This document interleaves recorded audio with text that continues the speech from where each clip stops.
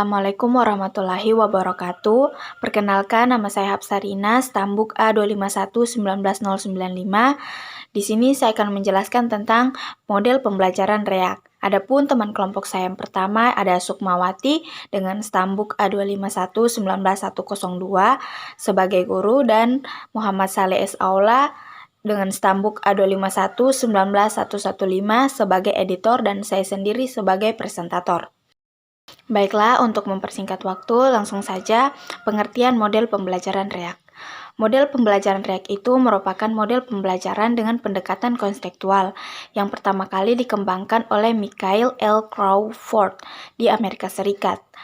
Model pembelajaran yang berbasis kontekstual ini dikembangkan mengacu pada paham konstruktivisme, karena pembelajaran yang menggunakan model ini menuntut siswa untuk lebih terlibat dalam berbagai aktivitas yang terus-menerus, berpikir dan menjelaskan penalaran mereka, mengetahui hubungan antara tema-tema dan konsep-konsep, serta bukan hanya sekedar menghafal dan membaca fakta secara langsung, atau secara berulang terus mendengar penjelasan dari guru.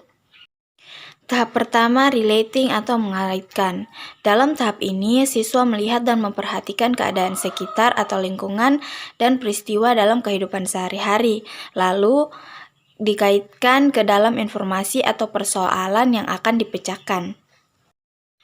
Tahap yang kedua ada experiencing atau mengalami. Experiencing atau mengalami bermakna learning by doing atau belajar melalui eksplorasi, penemuan, dan penciptaan. Aktivitas experiencing di dalam kelas dapat berupa kegiatan memanipulasi peralatan, pemecahan masalah, dan kegiatan pada laboratorium. Langkah yang ketiga yaitu applying atau menerapkan. Applying atau menerapkan merupakan suatu tahap pembelajaran yang bagaimana menempatkan konsep untuk digunakan. Langkah yang keempat ada cooperating atau kerjasama. Siswa yang bekerja sama secara individu dalam pemecahan masalah atau suatu permasalahan sering tidak menunjukkan perkembangan yang signifikan. Oleh karenanya diperlukan suatu bekerja sama dalam kelompok untuk mendapatkan hasil yang lebih baik. Tahap terakhir yaitu transferring atau memindahkan. Transferring atau memindahkan bermakna mempelajari suatu dalam konteks pengetahuan yang telah ada, menggunakan dan memperluas apa yang telah diketahui. Transferring juga bermakna menghubungkan apa yang sudah dipelajari siswa atau apa yang sudah diketahui siswa secara konteks lalu ditransferring atau dipindahkan. Selanjutnya ada prinsip model pembelajaran REAK. Model pembelajaran REAK ini merupakan model pembelajaran dengan pendekatan konstekstual, sehingga prinsip dari model pembelajaran REAK ini ialah dapat menanamkan konsep pada siswa dapat diajak untuk menemukan konsep yang dipelajari, dapat bekerja sama, serta menerapkan konsep tersebut dalam kehidupannya sehari-hari dan bisa mentransfer dalam kondisi yang lebih baru. Baiklah, selanjutnya ada kelebihan dan kelemahan dari model pembelajaran REAK. Baiklah, yang pertama ada kelebihan model pembelajaran REAK. Kelebihan model pembelajaran REAK yang pertama yaitu memperdalam pemahaman siswa. Dalam pembelajaran, siswa bukan hanya menerima informasi oleh guru, melainkan melakukan aktivitas yang bisa siswa kaitkan dan mengalami sendiri prosesnya. Kelebihan yang kedua yaitu mengembangkan sikap menghargai diri siswa dan orang lain. Karena dalam pembelajaran, siswa bekerja sama, melakukan aktivitas dan menemukan solusinya sendiri, sehingga siswa memiliki rasa menghargai diri sendiri atau percaya diri dan bisa lebih menghargai orang lain. Kelebihan yang ketiga yaitu mengembangkan keterampilan untuk masa depan. Belajar dan mengalami sendiri menuntut siswa memiliki keterampilan seperti memanipulasi benda konkret, misalnya memasukkan dan membilang. Hal tersebut bisa menjadi keterampilan siswa yang berguna di masa depan. Adapun kelebihan yang lain yaitu mengembangkan sikap kerjasama dan rasa saling memiliki antar siswa, membentuk sikap mencintai lingkungan, dan membuat belajar secara inklusif. Adapun yang kedua yaitu kelemahan dari model pembelajaran REAK. Model pembelajaran reak memiliki kelemahan yang pertama, membutuhkan waktu yang lama untuk siswa dan guru. Pembelajaran dengan metode reak membutuhkan waktu yang lama untuk siswa maupun guru, sehingga sulit untuk mencapai target kurikulum. Kelemahan yang kedua yaitu membutuhkan kemampuan khusus guru. Kemampuan guru yang paling dibutuhkan adalah adanya keinginan, kreativitas, inovatif, dan komunikatif antara guru dan siswa, sehingga dalam metode pembelajaran ini tidak semua guru dapat melakukan hal tersebut. Adapun kelemahan yang terakhir yaitu menuntut sifat tertentu dari guru. Karena metode ini memerlukan persiapan tambahan dan menuntut kerja keras dari guru dan guru lainnya, sehingga menyebabkan guru harus rela bekerja lebih keras lagi. Tadi pemaparan tentang penjelasan model pembelajaran reak.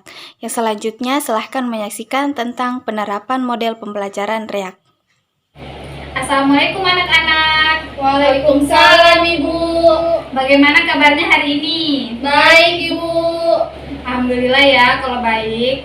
Nah, sebelum kita mulai pelajaran, alangkah baiknya kita berdoa dulu. Ketua kelas silakan pimpin doanya. Baik teman-teman, sebelum kita memulai pembelajaran, marilah kita berdoa. Berdoa dimulai. Berdoa selesai. Nah, baik, terima kasih ya Ketua kelas. Nah, sebelum masuk ke materi, Ibu mau cek kehadiran dulu. Isma Dewanti, Hadir Bu. Nur Hidayah, Hadir Ibu. oke baik, berarti hadir semua ya. Iya Bu. Nah, anak-anak ada yang tahu tidak hari ini kita mau belajar mengenai materi apa? Saya Bu. Ya, silakan Isma Dewanti. Kita akan mempelajari materi mengenai kelarutan Bu. Ya, betul. Jadi hari ini kita akan membahas materi kelarutan. Nah, anak-anak ada yang tahu tidak? Kelarutan itu apa sih? Saya Bu. Ya, silakan Isma. Nah, kelarutan itu adalah sesuatu yang dapat dilarutkan. Nah, Saya, betul. Bu. Ya, silakan Hidayah. Larutan itu adalah dua larutan yang dapat larut Ibu. Nah, bagus ya. Berarti anak-anak sudah belajar semalam. Jadi betul pernyataan dari Nur Hidayah dan Isma Dewanti. Beri aplaus. Nah, baik, karena kalian sudah paham mengenai materi kelarutan, selanjutnya kita masuk ke jenis-jenis larutan berdasarkan kelarutannya. Nah, kira-kira ada yang tahu tidak apa saja jenis-jenis dari larutan? Tidak tahu Ibu. Nah, baik, karena kalian belum tahu, jadi Ibu akan jelaskan. Nah, kelarutan itu ada 3 jenis. Yang pertama itu ada larutan jenuh, yang kedua ada larutan tak jenuh, dan yang ketiga ada larutan lewat jenuh. Nah, baik, dari kedua jawaban tadi sudah sangat baik. Ibu akan memperjelas lagi, tetapi sebelum Ibu perjelas, Ibu mau memberikan satu gambaran kepada anak-anak untuk lebih mengetahui apa itu kelarutan. Nah, misalnya nih, Ibu punya 1 sendok gula dan 1 gelas air. Kemudian 1 sendok gula itu Ibu masukkan ke dalam segelas air, kemudian Ibu aduk. Nah, setelah Ibu aduk, apa yang akan terjadi? Ayo, siapa yang bisa jawab? Saya Bu. Ya, silakan Isma. Nah, baik, gula tadi itu akan larut Bu, akan larut dalam air. Nah, tadi Isma katakan bahwa setelah Ibu aduk, maka gula tadi akan larut ya. Nah, kemudian nih, kalau gulanya kan sudah larut, terus Ibu tambahkan lagi gula secara terus-menerus, maka apa yang akan terjadi? Saya Bu. Ya, silakan Hidayah. Yang akan terjadi itu gulanya itu akan bertambah dan volume airnya juga akan bertambah Ibu. Ya, betul ya. Bagus ya. Nah, dari 2 pertanyaan tadi kita dapat simpulkan bahwa kelarutan adalah jumlah maksimum zat terlarut yang dapat larut dalam pelarut. Nah, di mana jumlah maksimum zat terlarutnya itu yaitu gula dan pelarutnya adalah air. Anak-anak, dari ketiga jenis larutan yang Ibu sebutkan tadi, ada yang tahu tidak definisi dari ketiga jenis larutan tersebut? Tidak tahu Ibu. Nah, tidak tahu ya. Nah, karena kalian tidak tahu, jadi kita akan melakukan praktikum agar kalian lebih memahami apa yang dimaksud dari ketiga jenis larutan tersebut.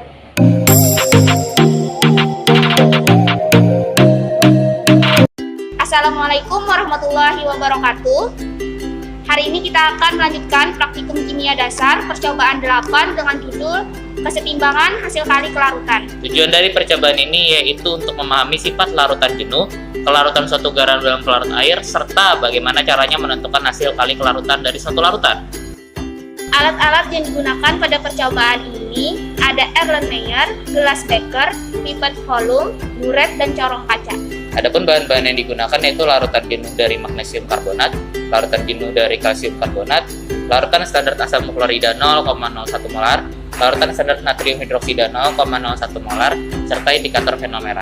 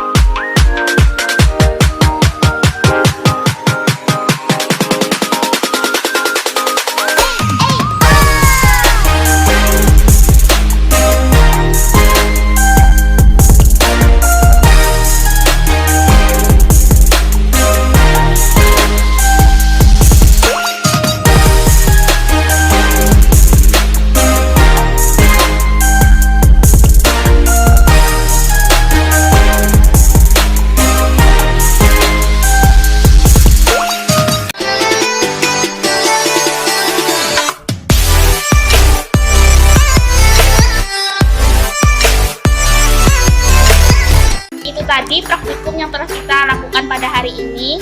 Silahkan kawan-kawan analisis data yang telah didapatkan. Salah hilap mohon maaf. Wassalamualaikum warahmatullahi wabarakatuh. Baik anak-anak, dari percobaan yang sudah kita lakukan, kita sudah bisa menyimpulkan 3 jenis larutan yang sudah Ibu jelaskan tadi. Nah, tapi sebelum kita simpulkan, Ibu mau dari kelompok 1 untuk memaparkan hasil percobaannya. Silakan perwakilan dari kelompok 1. Saya Bu. Ya, Isma Dewanti. Baik, dari hasil percobaan kami memperoleh hasil yaitu pada tabung 1 di mana NaOH dicampur dengan HCl didapatkan larutan yang tidak berubah hingga penambahan 4 mili pada tabung 3 pada perubahan kedua. Pada tabung kedua itu ada perubahan yang terjadi. Kemudian penambahan ketiga lebih terlihat endapan, dan pada penambahan terakhir sudah terbentuk endapan. Nah, pada tabung 3 ini penambahan pertama larutan mulai keruh, dan penambahan terakhir larutan mengendap. Seperti itu, Ibu. Anak, itu tadi hasil percobaan dari kelompok 1. Selanjutnya, untuk menentukan larutan itu jenuh, tak jenuh, atau lewat jenuh, bisa kita lakukan dengan menghitung KSP-nya. Dimana jika konsentrasi ionnya sama dengan KSP, maka larutannya jenuh. Sedangkan jika konsentrasi ionnya lebih kecil dari KSP, maka larutannya tak jenuh. Dan jika konsentrasi ionnya lebih besar dari KSP, maka larutan tersebut termasuk larutan yang lewat jenuh. Nah, kemudian untuk mengetahui larutan itu jenuh atau tak jenuh, kalian dapat menggunakan rumus KSP sama dengan konsentrasi ami A plus pangkat A dikali konsentrasi B min pangkat B. Silakan anak-anak diskusikan dengan teman kelompoknya ya. Baik, Ibu.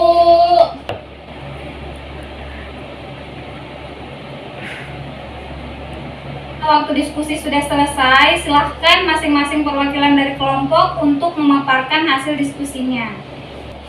Ya baik, Assalamualaikum warahmatullahi wabarakatuh. Waalaikumsalam warahmatullahi wabarakatuh. Terima kasih atas kesempatannya. Di sini saya perwakilan akan mempresentasikan hasil diskusi kami, yaitu pada larutan pertama merupakan larutan tidak jenuh karena konsentrasi ion lebih kecil dari KSP, sedangkan larutan kedua merupakan larutan lewat jenuh karena nilai konsentrasi ion lebih kecil dari KSP, begitu juga yang ketiga. Nah, terima kasih anak-anak atas pemaparannya tadi. Nah, dari pemaparan yang sudah kalian jelaskan tadi, dapat ditarik kesimpulan bahwa larutan jenuh, tak jenuh, dan lewat jenuh dapat diketahui menggunakan endapan yang terjadi pada larutan. Jika larutan dicampurkan lalu dilihat apakah KSP-nya sama dengan lebih besar atau lebih kecil. Nah, sampai sini sudah paham anak-anak? Paham, Ibu. Nah, baik, karena kalian sudah paham mengenai kelarutan, kemudian sudah bisa juga membedakan yang mana larutan jenuh, tak jenuh, dan lewat jenuh. Jadi, pertemuan kita pada siang hari ini sampai di sini Ibu akhiri. Wassalamualaikum warahmatullahi wabarakatuh. Waalaikumsalam warahmatullahi wabarakatuh. Terima kasih, Bu.